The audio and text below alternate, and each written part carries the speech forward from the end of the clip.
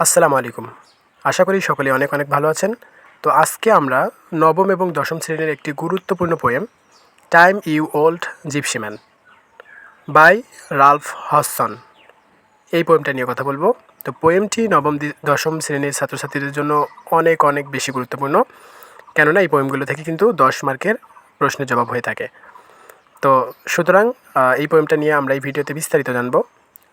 শুরুতে আমরা line by line এবং পরে কবিতাটার সারসংক্ষেপ অর্থাৎ সামারি জানতে পারবো। তো যদি শুরুতেই বলি যে time you old gypsy man, এখানে এই নামটি দ্বারা কবি বুঝিয়েছেন সময়কে কিন্তু একজন বৃদ্ধ যাযাবর বলছেন। সময়কে কেন তিনি বৃদ্ধ যাযাবর বললেন?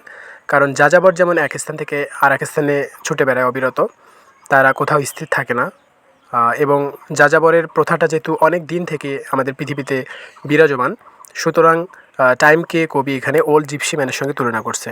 ঠিক সময়ও যেমন পৃথিবীর শুরুর সময় থেকে আছে, যাযাবররাও ঠিক তেমন সেই সময় থেকে আছে। তো যাযাবররা বৃদ্ধ হওয়ার পর তো মারা যায়, কিন্তু সময় তো আর কখনো মারা যায় না বা পৃথিবী থেকে চলে যায় না। সুতরাং কিন্তু এখানে কবি টাইমকে একজন ওল্ড জিপসি ম্যানের সঙ্গে বা বৃদ্ধ যাযাবরের সঙ্গে তুলনা করেছে। তো আসুন আমরা লাইন বাই লাইন কবিতাটার বাংলা অর্থ দেখি এবং তারপর খুব সংক্ষেপে আমরা কবিতাটার বাংলা ছামারি নিয়ে আলোচনা করব। কবিতাটির শুরুতেই কবি বলে টাইম, সময়কে সম্বোধন করে বলে time you old gypsy man, সময় তুমি বৃদ্ধ যাযাবর। উইল ইউ নট স্টে, তুমি থামবে না। Put off your caravan just for a day, তারপর কবি সময়কে বলেন যে শুধু একটি দিনের জন্য তোমার যাযাবর কাফেলাটি এখানে থামাও।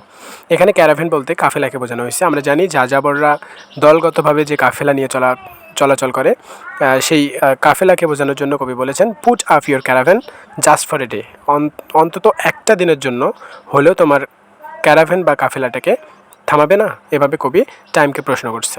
তারপর কবি বলতেছে all things I will give you, অর্থাৎ আমি তোমাকে সব কিছু দেবো। অর্থাৎ কবি সময়কে বলতেছে তুমি যদি থামো তাহলে তোমাকে আমি সব কিছু দেবো।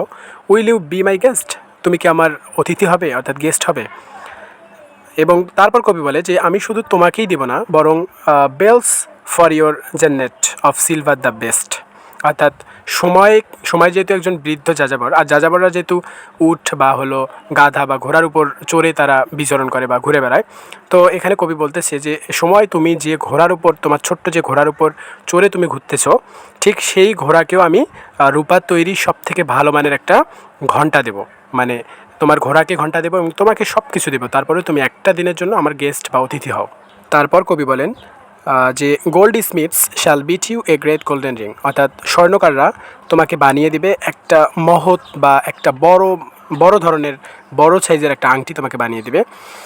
পিস কুকস শ্যাল বো টু ইউ, পিস কুকস বলতে এখানে ময়ূরদেরকে বোঝানো হয়েছে, অর্থাৎ ময়ূররা মাথা নত করবে টু ইউ, তোমার কাছে, মানে তোমাকে মাথা নত করে তারা তোমাকে আপ্যায়ন করবে বা তোমাকে রিসিভ করবে। তারপর বলতেছেন লিটল বয়েজ সিং, ছোট্ট ছোট্ট ছেলেরা গান শোনাবে তোমার জন্য, তোমাকে গান গেয়ে শোনাবে।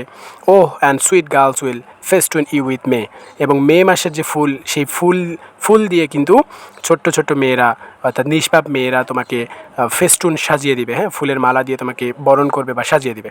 টাইম ইউ ওল্ড জিপসি, সময় তুমি বৃদ্ধ যাযাবর। হোয়াই হেইজ অ্যান্ড অ্যাওয়ে, এত তাড়াহুড়ো করে তুমি কেন চলে যাচ্ছ, মানে এত তাড়াহুড়া কিসের, তোমার এত তাড়াহুড়া কেন করতেছো? এভাবে কবি সময়কে প্রশ্ন করতেছে। লাস্ট উইক ইন বেবিলন, গত সপ্তাহে ছিলে বেবিলনে। লাস্ট নাইট ইন রোম, গত রাতেই ছিলে রোমে।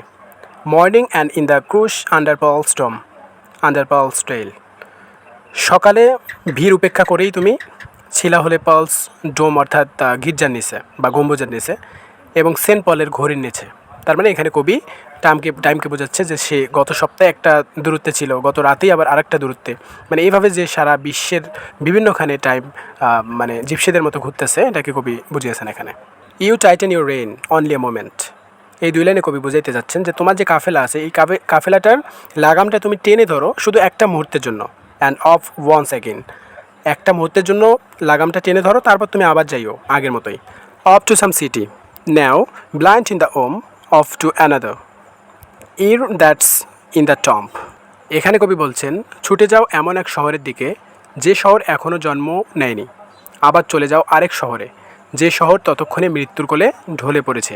কবি প্রথমের 4টি লাইনের রিপিট আবারও করতেছে। এখানে কবি বলতেছেন টাইম, সময়, ইউ ওল্ড জিপসি ম্যান, তুমি বৃদ্ধ যাযাবর। উইল ইউ নট স্টে, তুমি থামবে না, তুমি একটু স্টে করবে না, অবস্থান করবে না। Put up your caravan just for A one day, তোমার যে ক্যারাভেন বা তোমার যে কাফেলা আছে এটিকে কি একটা দিনের জন্যও থামাবে না? এভাবে কবি প্রশ্নের মাধ্যমে কিন্তু কবিতাটা শুরু করছে এবং সেম স্টানজা দিয়ে কিন্তু কবি পোয়েমটা শেষ করছে। তো এটাই ছিল কবিতাটার লাইন বাই লাইন বাংলা অনুবাদ। তো এ পর্যায়ে আমরা কবিতাটার খুব সংক্ষেপে সহজ ভাষায় বাংলা সামারি বা সারমর্মটা জেনে নেব। তো এই কবিতায় কবি সময়কে অর্থাৎ টাইম, একজন বৃদ্ধ যাযাবর বা ওল্ড জিপসি ম্যান, অর্থাৎ টাইমকে ওল্ড জিপসি ম্যান হিসেবে কিন্তু তিনি এখানে কম্পেয়ার করছে বা কল্পনা করেছেন।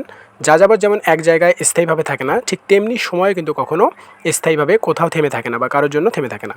কবি সময়কে অনুরোধ করেন যেন সে অন্তত একদিনের জন্য থেমে যায়। তাকে থামানোর জন্য তিনি নানা উপহার দেওয়ার প্রতিশ্রুতি দেন, অর্থাৎ কবি প্রতিশ্রুতি দেন সময়কে।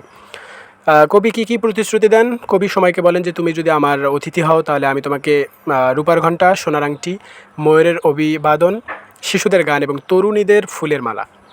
কিন্তু এত কিছুর পরও সময় কিন্তু থেমে থাকে না, সে দ্রুত এক স্থান থেকে অন্য স্থানে এগিয়ে যায়। তো এই ছিল পোয়েমটার লাইন বাই লাইন বাংলা অনুবাদ এবং সংক্ষেপে বাংলা সামারি। তো আশা করি কবিতাটা বুঝতে পারছেন এবং যদি ভালো লাগে তো অবশ্যই আমার চ্যানেলটা সাবস্ক্রাইব করে পাশে থাকবেন। তো এরকম আরও ইংরেজি লিটারেচার এবং ইংরেজি ল্যাঙ্গুয়েজের উপর কিন্তু আরও নতুন নতুন ভিডিও পাবেন। তো এই জন্য আমার চ্যানেলটার পাশে থাকবেন আশা করি।